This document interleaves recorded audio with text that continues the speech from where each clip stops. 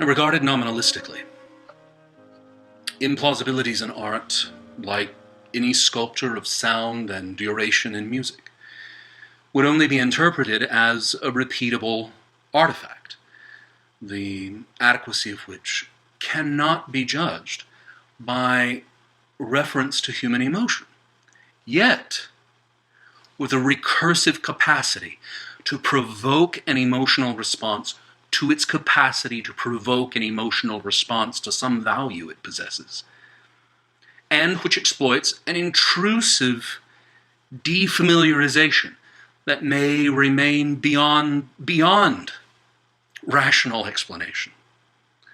Implausibilities paradoxically show the implausibility of human concerns through mimetic mutations that exaggerate reality, or through abstractions that explicitly subvert reality, on the very basis of frustrating charitable percipients in their attempt to exercise what philosopher William Desmond referred to as agapeic hermeneutics. Implausibilities also defy all quasi-prescriptive analyses which attempt to reach to a work's inner structure, as well as undercut any Schenkeresque conception of music theory as both descriptive and beyond descriptive.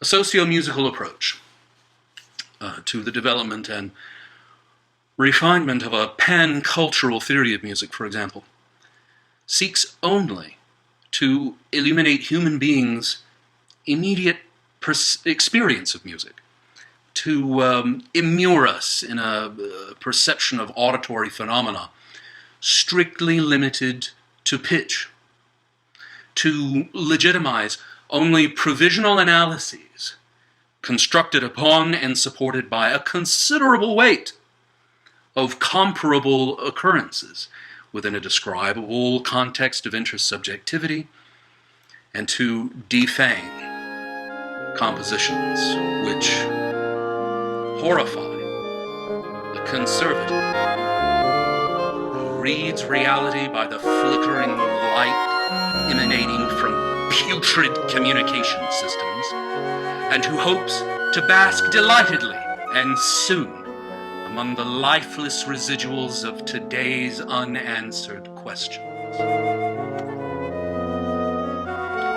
Traditional analyses of artworks assume a certain disembodied sender-receiver metaphor, although there is no biological precedent for the notion that information is transmitted in any communication. The logical extreme of this mindset can be demonstrated as a holarchic relationship. Pitch, for example, duration, loudness, timbre, intervals, melody, harmony, musical composition, performance, human perception, perceptual, affective, and social responses. Each of these are both a part and the whole of their connection to each other, one which, prima facie, seems to suggest that percipients are able to causally influence the past. Yet, people take this holarchy for granted and do not risk even the most elementary scientific behavior, looking for experimental instances that might falsify it. It is important to note that the most outstanding feature possessed by human beings is perhaps a kind of pareidolia or apophenia, in the sense that we have this weird capacity and inclination to see more than there is in the design of a machine, and by extension, a painting or a musical composition, etc., etc. Following orthodox epistemic logic, however, it is easily arguable that aesthetics can neither be assimilated to the sciences nor philosophy. Yet, the most well-known shapers of the scientific revolution, from Descartes to Newton, also contributed to the field of music.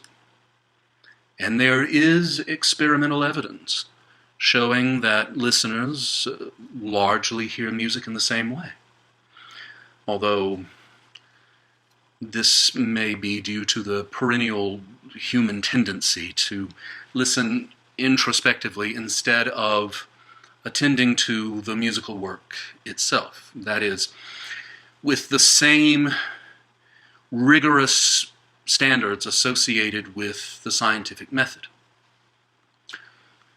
Now, this implies that the artwork is multivalent, and the implausible artwork, much more so, by autonomous, reactive, human agents. As musicologist Dr. Giles Hooper attempts to demonstrate, the most powerful approach to dealing with this inexhaustible interpretability is to dispense with music as an epistemological entity, along with any prohibitions against understanding it in any given way, thereby preventing any language of discourse from empowering elite individuals or groups. Another means of reconnoitering implausibilities in art, in music. A feedback loop postulates anti-anthropocentrism as a factor because it deals with composers acting according to an impulse to shatter human-centered, dualistic metaphysics. The human and anti-human dynamics involved in the creation of such art are determined by both human and anti-human compulsions, as I outline and specify in an article, a paper of mine, which recently appeared in the journal Cybernetics and Human Knowing. Thank you very much.